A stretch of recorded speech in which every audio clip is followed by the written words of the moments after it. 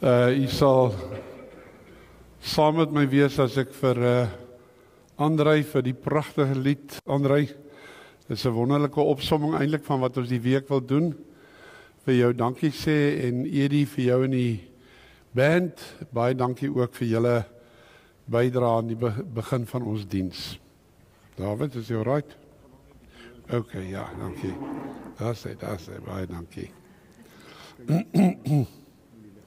Ja, byk, ja.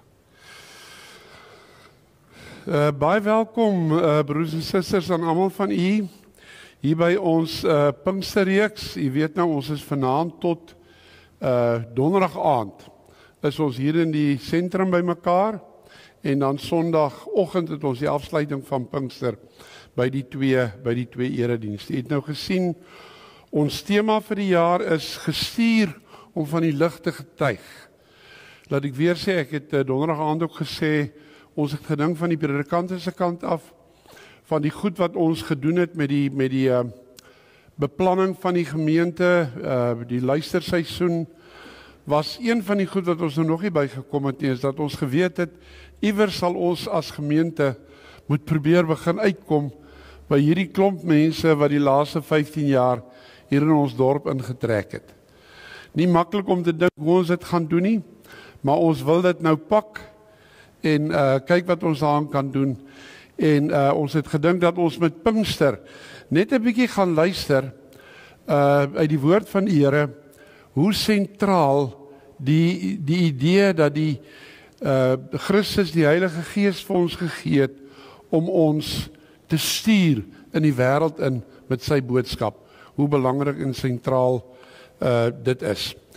Julle sal onthou nou, die van julle wat gisteroggend in die kerk was, Melissa het toe gepraat oor die gestuurdheid en baie klem gelê op getuienis. Ons is gestuur om te getuig oor die Here. Nie om mense tot bekering te bring nie. Dit gaan Christus doen. Maar nou vanaand gaan ek tog dat ons praat oor bekering. Want dit is waar die Here mense wil uitbring met ons getuienis. En ek dink ons sukkel om met mense daaroor te praat, omdat baie mense, is my ervaring broers en susters, en dis waar die preek vanaand gaan, dink ek 'n baie verkeerde, amper bedompige idee van bekering het. Ek wil vanaand met u praat oor hoe die Bybel praat oor bekering. Kan ek net sê, twee goed nog, jy sal sien hier langs die kant is hier 4 stasies wat ons ingerig het. Ons wil u nooi om veral na afloop van die diens by van die stasies verby te loop. Daar's inligting en ek dink die bedoeling van die stasies is om ons 'n bietjie te laat dink en ons uit te daag. En kan ek nou maar sê, vanaand se stasie wat die koppel aan die boodskap vanaand is die eerste een wat gaan oor die doop.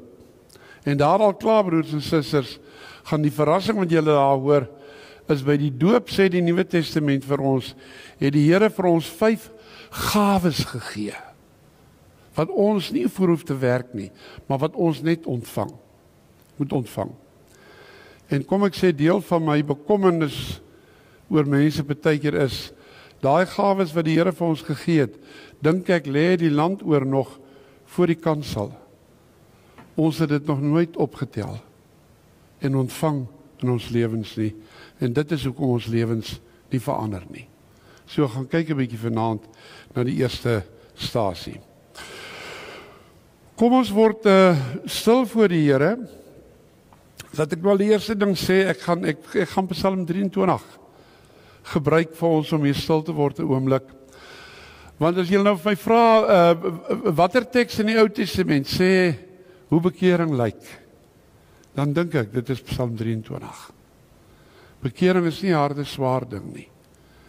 Dit is om te begin rus in die sagtheid van God. Kom ons buig ons hoofde en dan word ons stil voor die Here.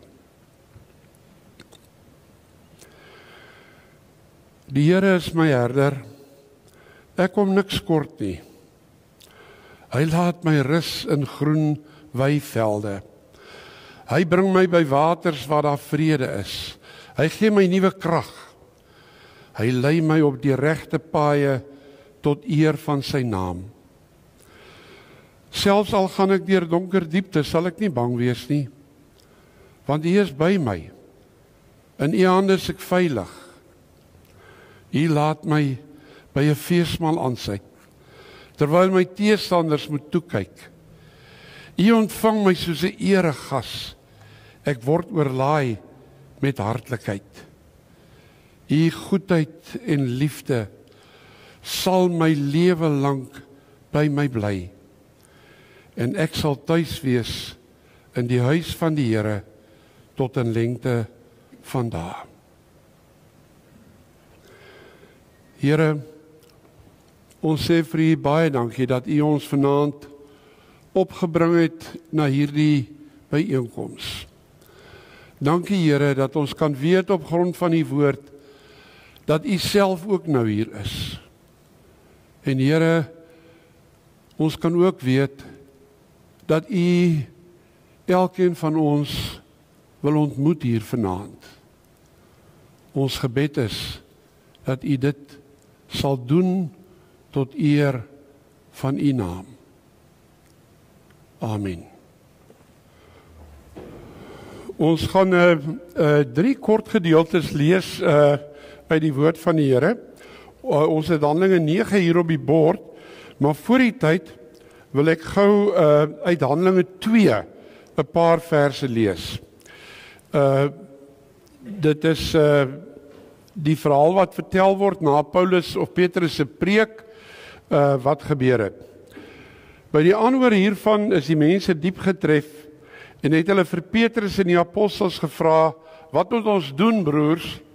Toe antwoord Petrus hulle, bekeer julle en laat elkeen van julle gedoop word in die naam van Jesus Christus en God sal julle sondes vergewe en julle sal die Heilige Gees as gawe ontvang. Wat God beloof het is vir julle en vir julle kinders en vir almal wat daar ver is, vir almal wat die Here ons God na hom sal roep. Met nog baie ander woorde het Petrus getuig en hulle aangespoor, laat julle red tussen hierdie ontaarde mense uit.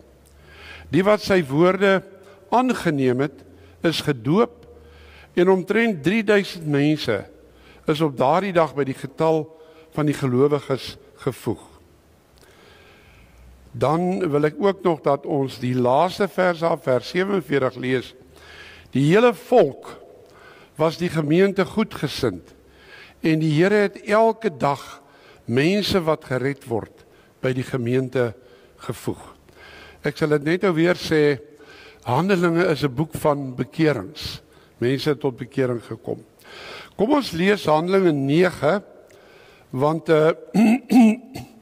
daar's baie bekeringsverhale in Handelinge, maar kom ek sê die een wat ons dalk die beste ken, is die bekering van Saulus, wat vir ons beskryf word in Handelinge 9.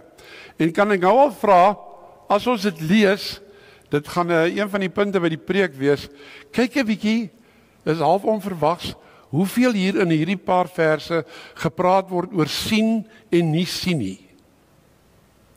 Nogal 'n sleutelding by bekering. Kom ons luister van vers 1 af. Intussen het Paulus soos 'n besetene voortgegaan om die volgelinge van die Here met die dood te dreig.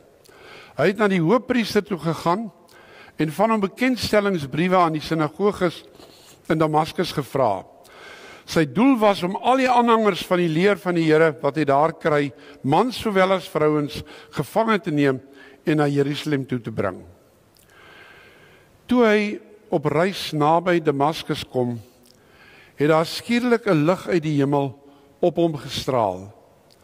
Hy het op die grond neergeval en 'n stem vir hom hoor sê, Saul, Saul, waarom vervolg jy my? Wie is U, Here? Vra hy toe. Ek is Jesus, antwoord hy. Dit is vir my wat jy vervolg. Maar staan op en gaan na die stad toe. Daar sal vir jou gesê word wat jy moet doen. Die mense wat saam met hom op pad was, het sprakeloos gestaan. Hulle het die stem gehoor, luister nou, maar niemand gesien nie. Toe Saulus van die grond af opstaan en sy oë oopmaak, kon hy nie sien nie. Hulle het sy hand gevat en hom na Damaskus toe gelei.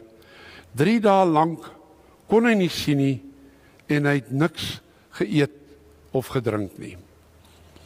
En dan wil ek ook nog dat ons Handelinge 26 vers 16 tot 18 lees. Hierdie is interessant, hierdie verhaal wat ek nou gelees het, word eintlik op 3 plekke in Handelinge vertel. Die laaste ene praat Paulus met Agrippa en dan vra Agrippa weer vir hom met sy storie vertel en dan voeg hy nou goedjies by wat gebeur het. Handelinge 26 vers 16 tot 18 staan daar. Hy sê die Here het vir hom gesê, maar staan op, staan regop. Ek het aan jou verskyn om jou as my dienaar aan te stel. Jy moet 'n getuie wees, wat ons nou gister gehoor het, van wat jy van my gesien het en van wat ek jou nog sal laat sien. Hoor julle weer die sien.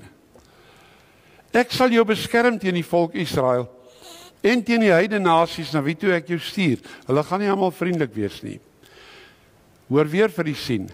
Jy moet hulle oë oopmaak, sodat hulle van die duisternis tot die lig en van die mag van Satan tot God kan bekeer.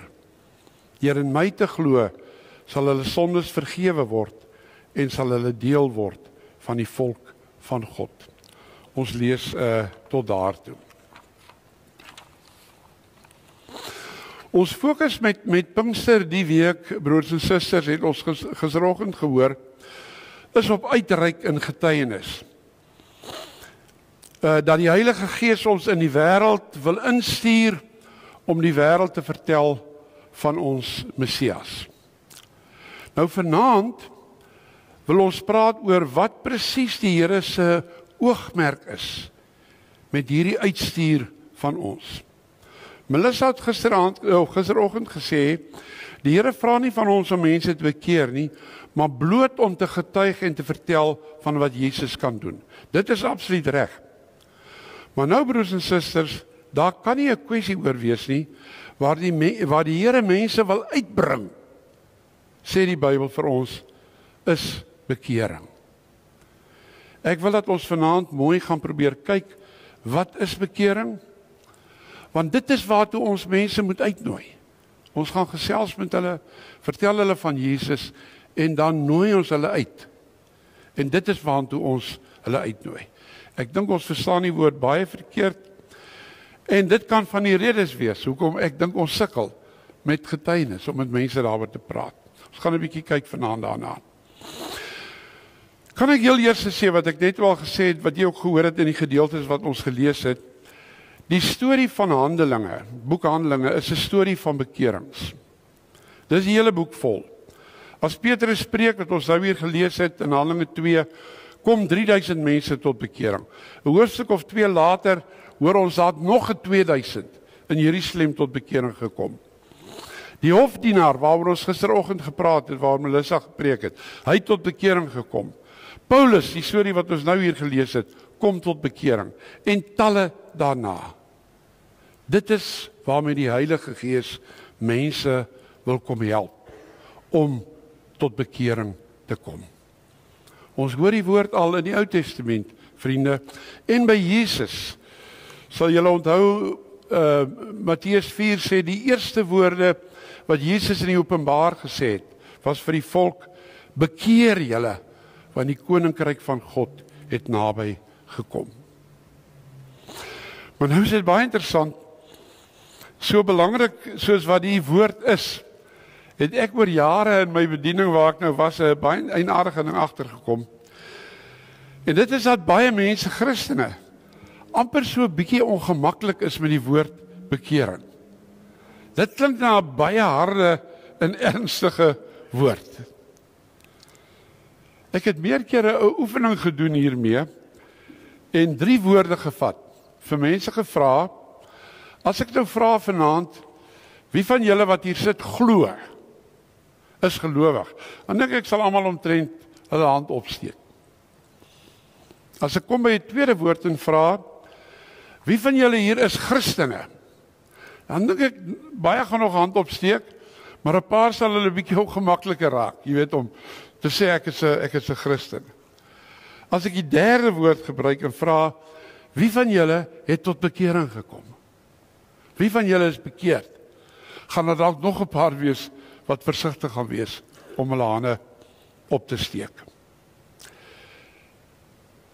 Ek onthou uit my tyd by die studentegemeente wat ons 'n keer hieroor gepraat het 'n baie voorbewaar student vir my gesê, en ek dink dit het presies baie mense se gevoel opgesom, het vir my gesê, om tot bekering te kom, klink nie vir hom na 'n van ding om te doen nie. Dit klink of jy hiervanaf omtrent vir alles in die lewe wat lekker is, sal moet nee sê. En so half amper in 'n kloosterlewe ingaan. Ek dink daar's baie mense wat so dink oor bekering, vriende. Kan ek dit baie sterk probeer sê vanaand? Dit is nie so nie. Dit is 'n totaal verkeerde siening van bekering. Om tot bekering te kom is op 'n manier die wonderlikste ding wat met 'n mens kan gebeur. Ons het dit reeds gehoor in Psalm 23. En wie dink wat ons daar gehoor het, is nie wonderlik nie. Bekering is wanneer ons onrustige en bang harte rus en vrede vind by ons Maker. Dit is bekering. Dis 'n uitnodiging. Bekering is 'n uitnodiging om jou vreesvolle deurmekaar lewe agter te laat en saam met God 'n nuwe begin te maak.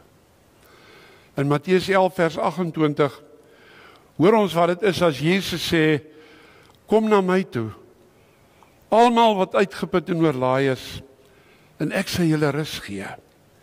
Neem my juk op julle en leer van my, want ek is sagmoedig en nederig van hart, en julle sal rus kry vir julle gemoed. My juk is sag en my las is lig. Handelinge in hoofstuk 3 praat van bekering as 'n tyd van verkwikking, van nuwe lewe. Jesus het iewers gesê, bekering is soos om 'n skat in 'n saailand te ontdek. En alles verkoop wat jy het om daai skat in die hande te kry. Bekering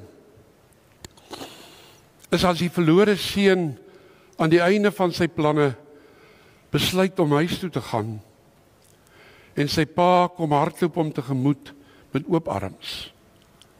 Bekering is om huis toe te kom. Augustinus het dit baie mooi verduidelik op 'n plek oor wat bekering is. Hy het gesê, wat sonde aan ons gedoen het, is sonde het ons liefdes kom deur mekaar krap. Dis ons moeilikheid nou. Ons is vir goed waarvoor ons minder lief moet wees, is ons meer lief. En vir die goed waaroor ons meer lief moet wees, soos die Here, is ons minder lief. En bekering, het Augustinus gesê, is net dat die Here daai skeefgetrekte liefdes wat deur mekaar geraak het, dat hy hulle weer op hulle regte plekke kom neersit. Daarom, broers en susters, sê die Bybel vir ons, bekering is nie iets wat ek moet doen nie. Ons kan dit in elk geval nie op ons eie doen nie. Maar dit is iets waartoe ons uitgenooi word. Iets wat ons mag doen. Kan doen nou, in die naam van die Here. Dis 'n deur wat oopgemaak word. En waarby ons ingenooi word. Rick Osmer, 'n baie uitstekende professor by Princeton in die VSA, het 'n pragtige boek geskryf so 2 jaar terug oor evangelisasiewerk vir gemeentes. En hy sê, evangelisasie, die kernformulering wat hy gee daarvoor, is om mense te vertel dat hulle uitgenooi is na 'n nuwe lewe. Die boek se titel is ook The Invitation, die uitnodiging. Bekering is nie 'n harde ding nie. Dis 'n uitnodiging om die harde kruise wat ons dra neer te sit en Jesus se sagte en ligte kruis op te neem. Ek dink die groot bekering waarvan ons hoor in Handelinge is natuurlik bekering van Saulus, die bekendste ene daar. Dit was 'n baie dramatiese een. Bekerings is nie altyd so dramaties nie. Soms is dit iets wat oor 'n langer tyd gebeur. Is eintlik gewoonlik so. Maar ek wil hê vriende dat julle gou saam met my gaan kyk. Daar's in die gedeelte hoor ons 3 goed wat gebeur. En wat ek dink gewoonlik deel is van elke bekering. En ek dink dit sou ons kan help om ons kop reg te kry oor wat bekering is en wat bekering beteken. Heel eerste, bekering gaan oor anders begin kyk na dinge rondom jou en anders begin dink oor dinge rondom jou.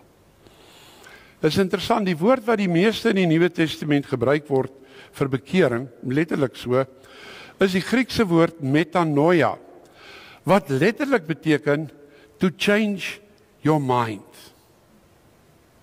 Bekering, sê die Nuwe Testament in die eerste plek, is to change your mind. Om anders aan die lewe te kyk en daarom anders as ander mense oor die lewe te begin dink. Die nuwe ding wat in die Nuwe Testament deurkom, waaroor bekering gaan, is dat ons op 'n nuwe manier begin kyk en op 'n nuwe manier begin sien. Ek het julle geluister toe ons die gedeelte Handelinge 9 gelees het. Hoeveel keer daaroor sien gepraat word in die verhaal? Sou dit nou nie verwag nie. As die Here ingryp en Paulus val op die grond, sien hy 'n lig en hoor hy 'n stem wat met hom praat. Maar dan word gesê dat die mense wat saam met hom was, 'n stem gehoor het, maar niks gesien het nie. Snaaks. Mense wat by dieselfde ding is, een sien iets, ander sien niks. Dan verder na die insident hoor ons, Paulus het die lig gesien, maar toe hy opstaan van die grond af na hy geval het, was hy totaal blind. En as ons nou verder lees, kom ons agter dat hy vir dae blind was, totdat die Here Ananias na hom toe stuur om hom van die blindheid te genees.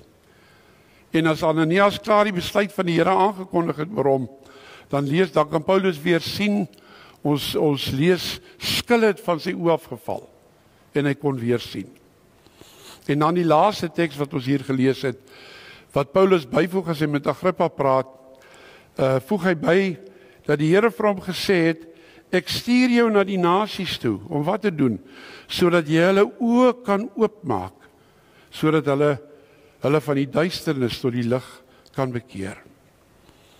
Die hele betalje, vriende, sê vir ons, bekering het alles te doen met sien of nie sien nie, kan ek bysê ook, of verkeerd sien. Dit is waar dit begin. Dit wil vir ons sê, ons met hierdie goed,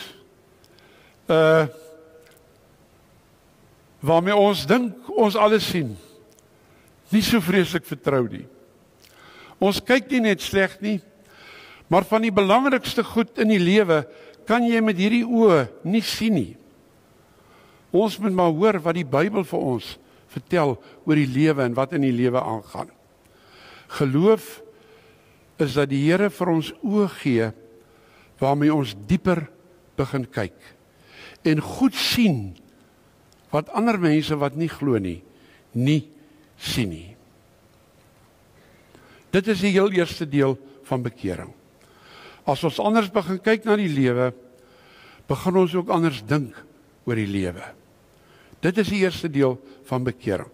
Dis waar bekering begin. En kan ek sê, vriende, as die Here ons nie help om anders na die lewe te kyk nie, gaan niks in jou lewe verander nie.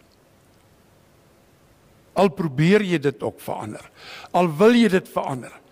As jy op 'n ou manier na die lewe kyk, as jy na die lewe kyk soos wat ander mense rondom jou wat nie glo nie, na die lewe kyk, as jy dink geld is alles, gaan niks verander in jou lewe nie, al wil jy ook hê, dit moet verander. Die tweede ding wat hier gebeur, ek sê is 3 goed, die tweede ding wat hier gebeur, daar hoor ons die tweede woord wat in die Nuwe Testament gebruik word vir bekering. Dit is die woord epistrophe, wat letterlik beteken omdraai, draai of omdraai. Jy het in 'n sekere rigting gestap, en toe het daar iets gebeur op 'n dag, en jy het gedraai, omgedraai, erge draai gemaak, en 'n ander rigting met jou lewe begin loop. Ons sou kon sê, nou dink aan die verband, dat hierdie tweede stap, dat jy van rigting verander, 'n logiese gevolg is van die eerste deel van bekering. As ons anders begin kyk en dink oor die lewe, dan het dit gewoonlik gevolge vir wat ons doen en hoe ons leef. Ons lewe, ons lewenswyse begin ook verander. En as julle nou die Handelinge verhaal verder lees, sal julle sien hoe na hierdie ingrype en wat met sy oë gebeur het, sy sien gebeur het, hoe Paulus se lewe dramaties verander het en in 'n ander rigting gegaan het. Kan ek net weer sê, broers en susters, julle moet ons moet hierdie orde reg verstaan. As jy probeer draai voordat die Here jou gehelp het om op 'n nuwe manier na die lewe en oor jouself en ander mense te dink, gaan dit nie help nie.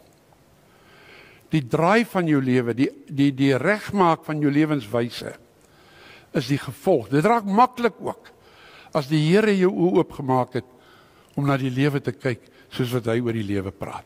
Dan is dit nie swaar nie. Dan doen jy dit maklik. Maar daar's nog 'n derde moment aan bekering wat ons moet raak sien. En dit is eintlik die eerste een en die belangrikste een. Dis die eerste een in die verhaal ook. Christelike bekering, vriende, begin altyd by 'n ontmoeting met Jesus. Dat 'n mens se oë oopgaan vir hom. Dat jy sy grootheid en sy heerlikheid, maar veral sy sagtheid en sy liefde begin sien. En besef, jy kan of wil nie sonder hom verder leef nie. Soms is die ontmoeting sag en maklik, en jy word in 'n oomblik oortuig en verander, want jy het iets gesien en begin verstaan wat jy nog nooit tevore gesien het nie. Soms egter het die Here harder neute om te kraak, en dan kan dit ingrypender wees, soos wat hy hier vir Paulus op die grond moes neerslinger. Nog anders moes die Here as dit ware seermaak, in 'n moeilike situasie laat beland. Julle onthou vir Jakob, Genesis 32, wat hy op die heup geslaan het, sodat hy lam was na die tyd. Ek praat, dink ek, namens baie Christene, as ek sê dat ek self nog nooit die Here gesien het nie, maar dat die Here my oë oopgemaak het deur die lees van die Bybel en deur die hoor van boodskappe oor Jesus. Ek sou vanaand van die hele klomp kon vertel, ons het nie tyd daarvoor nie. Met almal van hulle wil ek sê, het die Here stadig aan my oë oopgemaak vir Jesus en vir sy plan met my lewe. Dat ek begin verstaan het, hy weet van my.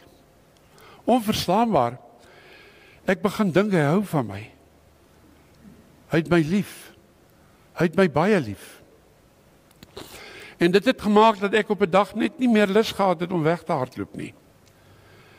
En ek by 'n punt gekom het waar ek myself in sy hande oorgegee het. En kan ek byvoeg, terwyl ons die week praat oor uitreikend getuienis, ek kan dink aan 'n hele paar vriende, wie se getuienisse, wie se lewens wat verander het, oor deur ontmoetings met Christus, wie se getuienis en lewens my absoluut gehelp het in daai tyd. Bekering is seker ook iets waaroor ons besluite moet neem en kan neem iewers langs die pad. Maar jy moet eers iets anders hoor, broers en susters. Bekering, jou bekering, gaan nie in die eerste plek oor jou besluit nie. Dit gaan oor 'n besluit wat God oor jou geneem het. Het julle dit gehoor hier in Handelinge 9?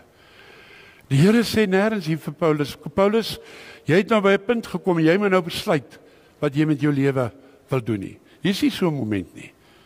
Wat met Paulus gebeur, hy hoor net op 'n manier dat hy dit nie kan mis nie. Dis die einde van een pad, broer. Die Here het 'n besluit oor jou lewe geneem. Hy het jou nodig. Hy wil jou gebruik in sy diens. Dis tyd om jou weghardloop op te gee. Jy is uitgekies om vir die Here te werk. Ek wil, as ons vinnig daar kan aangaan na die volgende een toe. Van julle, ek dink die meeste van julle weet seker van C.S. Lewis. Was 'n Engelse professor wat klas gegee het, eers by Oxford en later by Cambridge. En hy was in sy jong dae ateïs gewees. Baie skepties oor die kerk, skepties oor Christene. En sê van die belangrikste besluite vroeg in sy lewe is dat hy nie 'n Christen wil wees nie. Dat hy nee gesê het daarvoor. En dan vertel hy sy verhaal, ons weet almal hy het op 'n punt tot bekering gekom. En dit het oor 'n tyd met hom gebeur waar hy sê hy hom teëgesit het, hy wou dit nie doen nie. Maar hoe die Here net nader gekom het na hom en op 'n dag net sy lewe oorgevat het. En dan skryf hy: You must picture me alone in that room in Moorland. Dis die koshuis waar hy gebly het in Oxford. Night after night, feeling whenever my mind lifted even for a second from my work. Hy het probeer aangaan met sy lewe. Feeling the steady, unrelenting approach of him whom I so earnestly desired not to meet. Ek wou nie 'n Christen word nie. That which I greatly feared had at last come upon me. In the Trinity term of 1929, I gave in and admitted that God was God. And knelt and prayed, perhaps that night the most dejected and reluctant convert in all England.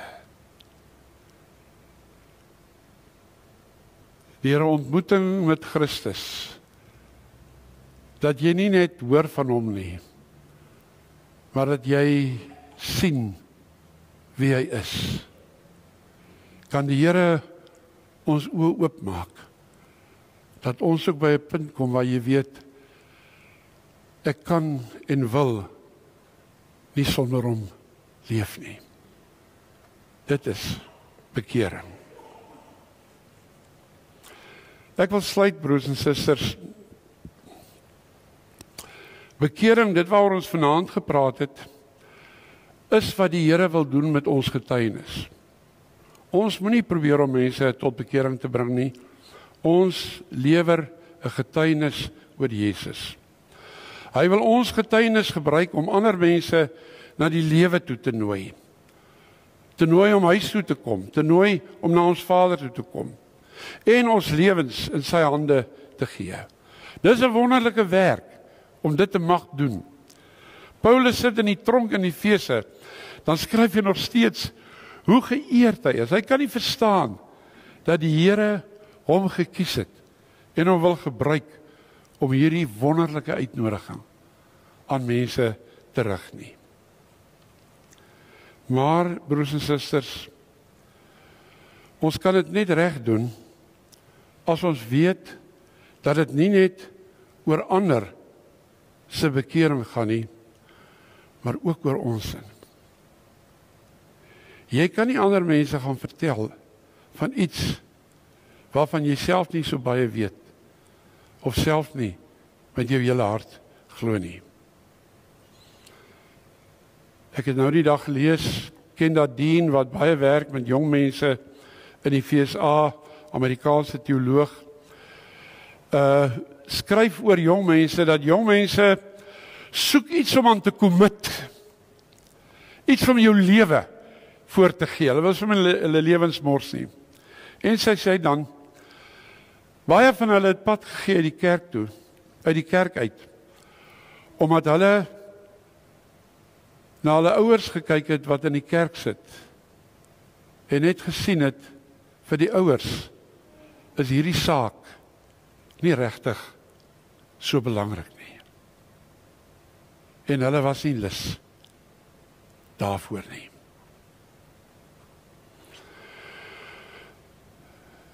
Ek moet die vra vanaand, waar u staan met Jesus. Het jy al regtig hom ingenooi? Jou lewe vir hom gegee? Of kuier jy maar net so nou en dan 'n bietjie by hom? Een van die wonderlike mense wat ek in my lewe ontmoet het, is Dr. Audrey van Wyk. Sy was 'n Australiese snydokter, chirurg, wat jonk geroep gevoel het tot die sending. En sy het vir jare hier in Zambië, Malawi, Zimbabwe, het sy in 'n hospitaal, in 'n sendinghospitaal gewerk, tot sy op die oomblik afgekom het op Stellenbosch toe. Sy leef vandag nog, sy's in die 90. Ons het haar dikwels gebruik in die studentebediening om met die studente te praat. En 'n keer wat sy in die Parel met 'n klomp primariëse van die koshuise gepraat het, ons het haar genooi, het sy vir hulle die storie vertel oor commitment. Vir hulle gesê, sy het 'n dag bygestaan waar 'n beroemde Engelse chirurg 'n operasie gedoen het by haar opleiding in Engeland. En sy sê op 'n stadium in die operasie het die chirurg vir een van die verpleegsters 'n sekere messie gevra om 'n snit te maak, en sy het die messie vir hom aangegee, en die dokter het so na haar gekyk en vir haar gevra, is die messie gesteriliseer? En sy het vir hom gesê, soort van, kind of. En hy het die messie gevat en vir haar teruggegee en gesê, 'n messie is nie kind of gesteriliseer nie, hy's gesteriliseer of hy's nie gesteriliseer nie. En toe het sy vir die studente gesê, jy het nie kind of jou lewe vir die Here gegee nie. Jy het dit vir die Here gegee, of jy het dit nog nie vir hom gegee nie. Ek hoop dit help ons. En as jy wonder, daaroor kan ek maar sê, ek self, op 'n tyd in my lewe, hier in 1909, het ek 'n hele paar keer die Here aangeneem. Weer na hom toe gaan en gesê, ek wonder of ek die vorige keer alles gegee het, laat ek dit maar weer doen. En laat ek vir u sê, gaan vanaand na die doopfont toe. Almal van julle wat hier sit is gedoop. Daar's 5 geskenke, is vir julle gegee by ons doop. As jy wonder of jy ontvang het, gaan kyk vanaand daar en trek weer jou hand deur die water en sê vir die Here, as ek het nog nie al 5 gevat het nie, help my, ek vat dit nou. Amen.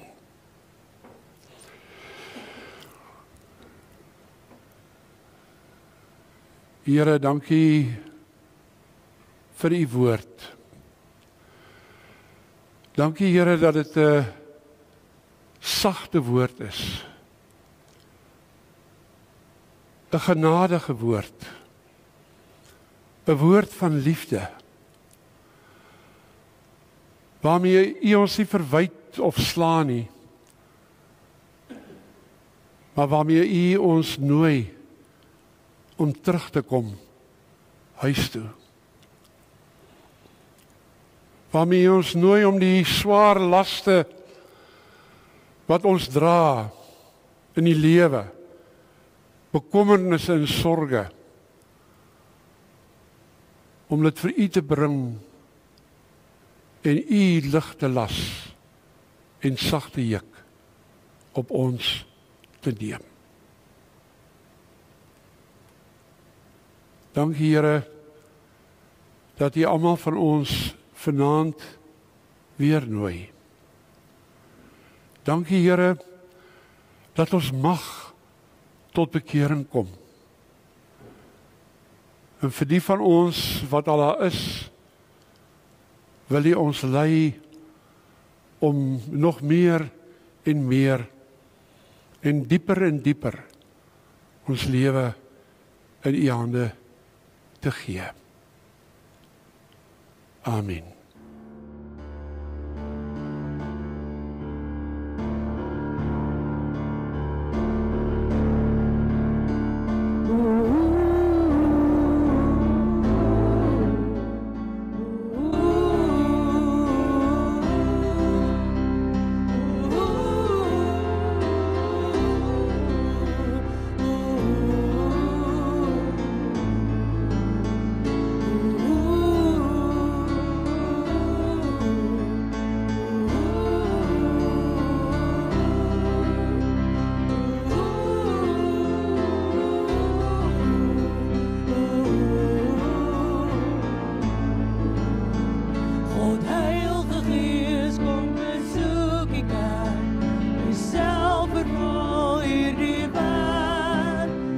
Your